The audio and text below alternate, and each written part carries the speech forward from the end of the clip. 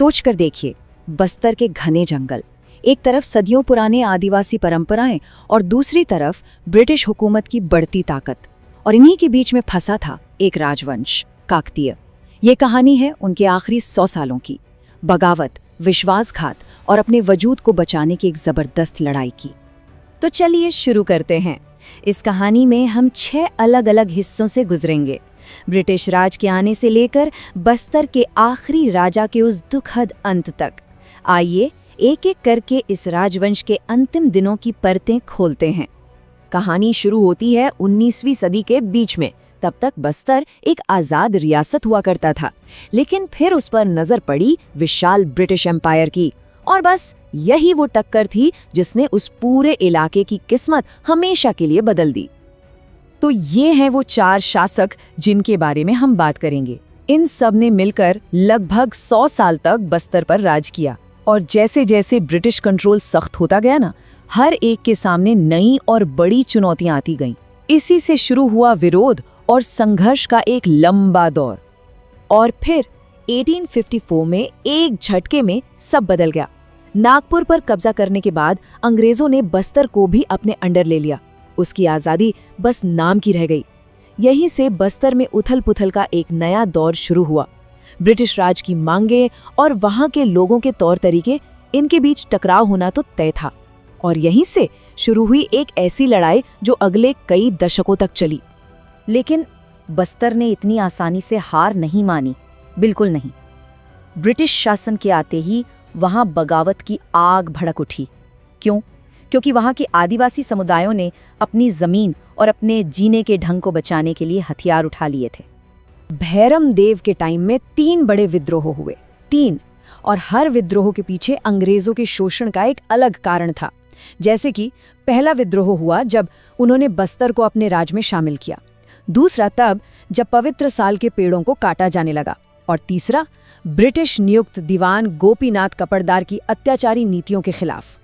और इसी दौरान एक नारा बहुत मशहूर हुआ, 1 साल का वृक्ष, 1 आदिवासी का सिर। सोच सकते हैं, ये नारा ही बता देता है कि लड़ाई कितनी गंभीर थी। बस्तर के लोगों के लिए जंगल सिर्फ लकड़ी या जमीन का टुकड़ा नहीं था, वो उनकी पहचान का हिस्सा था, और इसकी रक्षा के लिए वो अपनी जान देने को भी तैयार थे। तो इन विद्रोहों के बीच से एक बहुत ही कॉम्प्लेक्स किस्म के राजा सामने आए, राजा रुद्र प्रताप देव, एक ऐसे शासक जो परंपरा और मॉडर्निटी के बीच में फंसे हुए थे, और उनका राज बस्तर के इतिहास का एक अजीब विरोधाभासों से भरा चैप्टर लिखने वाला था। देखिए, एक तरफ तो वो लंदन में पढ़े लिखे थे, जगदलपुर को चौराहों का शहर बनाया, वर्ल्ड वॉर 1 में ब्रिटेन की मदद भी की, जिसके लिए उन्हें सेंट ऑफ जेरूसलम का टाइटल मिला।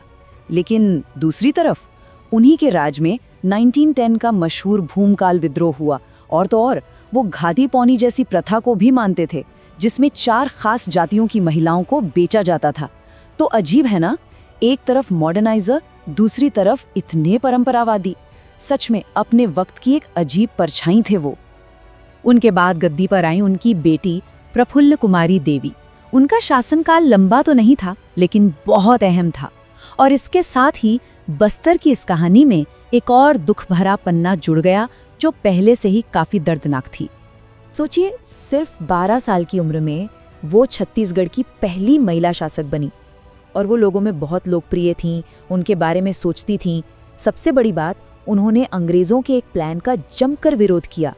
अंग्रेज बस्तर की जमीनों को, जहां ढेर सारे रिसोर्सेज थे, पास के निजाम को लीज पर देना चाहते थे। इस प्लान का नाम था निजामिस्तान, लेकिन रानी ने साफ मना कर दिया। फिर 1936 में लंदन में एक मामूली अपेंडिसाइटिस ऑपरेशन के दौरान उनकी मौत हो गई। उनकी अचानक मौत, वो भी लंदन में, इतनी दूर, और ठीक उस वक्त जब वो अंग्रेजों का विरोध कर रही थीं, इसने हमेशा से ही कई सवाल खड़े किए हैं। क्या ये सच में एक मेडिकल एक्सीडेंट था, या फिर इसके पीछे कोई गहरी साजिश थी जिसे एक्सीडेंट का नाम दे दिया गया? और अब आते हैं इस कहानी के सबसे आखिरी और शायद सबसे विस्फोटक चैप्टर पर। ये कहानी है बस्तर के आखिरी राजा प्रवीर चंद्र भंजदेव की। उनका एक ही नारा था, जल, जंगल, जमीन। आज़ाद भारत की नई सरकार जब विकास के नाम पर प्रोजेक्ट्स ला रही थी, तब प्रवीर ने आदिवासियों के हक के लिए आवाज़ उठाई। उनका कहना था कि इन संसाधनों पर पहला हक यहाँ के मूल निवासियों का है। और उनका असर कितना था, इसका अंदाज़ा इससे लगाइए। 1952 की जनरल इलेक्शंस में वो खुद नहीं लड़े, लेकिन उन्होंने जिस कैंडिडेट को सपोर्ट किया उसे 83% वोट मिले। सोच रहे हैं, उस वक्त की सबसे बड़ी पार्टी इंडियन नेशनल कांग्रेस को सिर्फ 17%। इससे साफ था कि बस्तर के लोगों की वफादारी सरकार के साथ नहीं, अपने राजा के साथ थी।